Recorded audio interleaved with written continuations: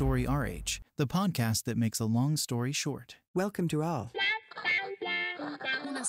History is made of stories. In this episode, we'll be talking about the constraints tied to the current climate. The only constant is change. This is something we have to confront on a daily basis. Our companies face many changes and the host of constraints that come with them.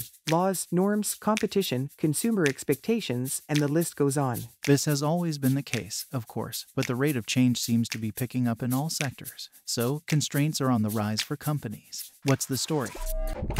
The first constraint that weighs on companies, whether international or local and regardless of size, is macroeconomic change. Globalization, protectionist retreat, changes in the power balance between countries, etc. Macroeconomic changes have direct consequences on companies, sometimes forcing them to handle drastic and sudden changes. And this is even true for local shops because they aren't isolated from the world. They too depend on a geopolitical context which, though it may seem distant from their day-to-day, has a direct impact. The price of oil, positions adopted by China or India in certain sectors, supply of certain raw materials, etc. Globalization has increased mutual dependence between countries and, as a result, between companies worldwide. And yet, this idea of mutual dependence doesn't cancel out the intense competition our companies also have to face. Global and local competition is increasingly tough and brutal in all business sectors, which heightens the importance of competitiveness and as a result productivity. And then, in addition to these macroeconomic constraints, there are regulatory constraints. All of the applicable laws and norms are enough to make your head spin. Things that are allowed one day can be prohibited the next. Things that are authorized here may not be there, and there are always exceptions. In short, laws are complex and, at the same time, the stakes surrounding compliance are ever higher. Reliance on the courts to handle conflicts is increasingly common, and it comes with real financial risks. A third constraint that weighs on companies is the constantly changing society we live in.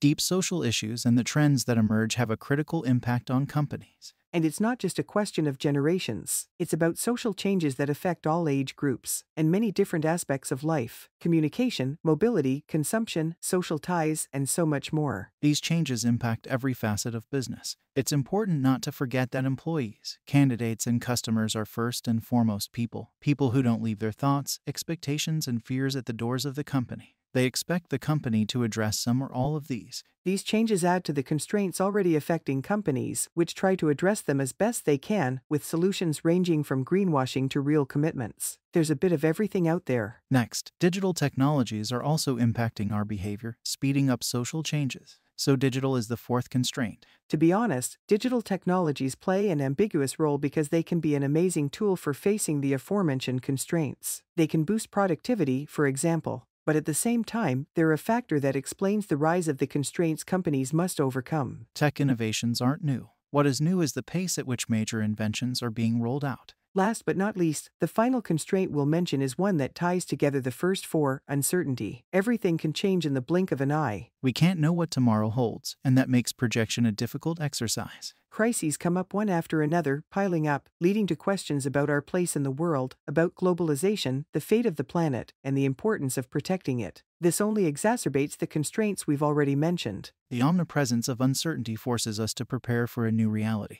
We must constantly adapt. The rising number of constraints urges us to be increasingly competitive, but at the same time more agile. To recap, companies face many constraints: macroeconomic, regulatory, social, technological, all of which are exacerbated by uncertainty. Though constraints have always existed, they are increasingly urgent, and the rapid pace at which they are now changing forces companies to combine productivity and agility. Is that right? Exactly right. Way to make a long story short.